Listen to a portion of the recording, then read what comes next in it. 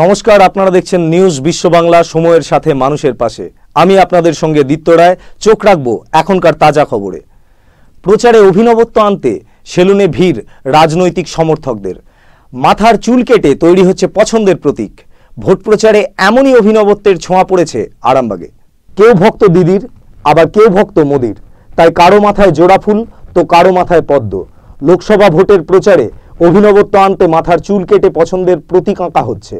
আরামবাগে বিজেপি ও তৃণমূল সমর্থকদের মাথায় এখন এমনই প্রচারের অভিনবত্ব পাওয়া গেছে। সেলুনগুলিতে বাড়ছে যুবকদের ভিড়।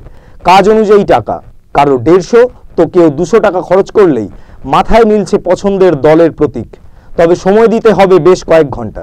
ভোটের বাজার এখন সবে শুরু, তাই আরও এই ধরনের গ্রাহক পাবেন বলে মনে করছেন সেলুন দোকানের কর্মচারীরা।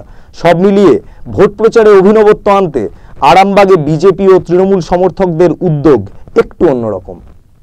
কেউ ভক্ত মোদি, কেউ ভক্ত দিদি।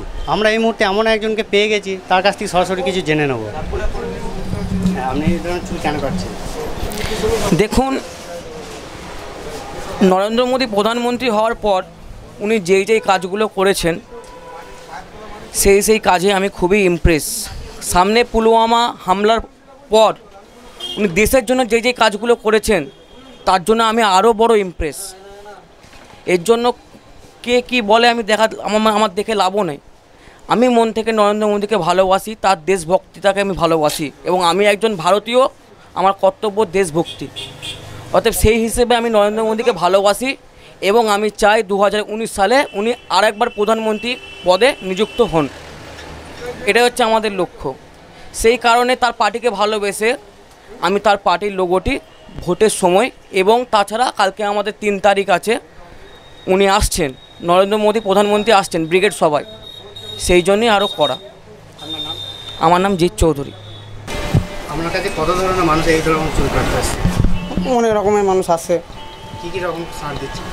কে তৃণমূল দিচ্ছে, কে বিজেপি দিচ্ছে, কে সিপিএমের দিচ্ছে। মানে যে চুল কাটার টাকার অঙ্কটা কত করে আমরা নিচ্ছি? যেমন নিই, যেমন দেয়, কেউ 150 দিচ্ছে, কে 200 দিচ্ছে, কে 100 দিচ্ছে, এমনি করে নিচ্ছি।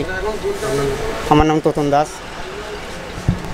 রেট নেওয়া হয় 100, 150, 200, ওটা পার্টির কাস্টমার হিসেবে পয়সা নেওয়া। আপনার নাম? আমার নাম শেখ মকবুল হাসান। আরামবাগ থেকে অভিজিৎ ধারুয়ার রিপোর্ট, নিউজ বিশ্ব বাংলা।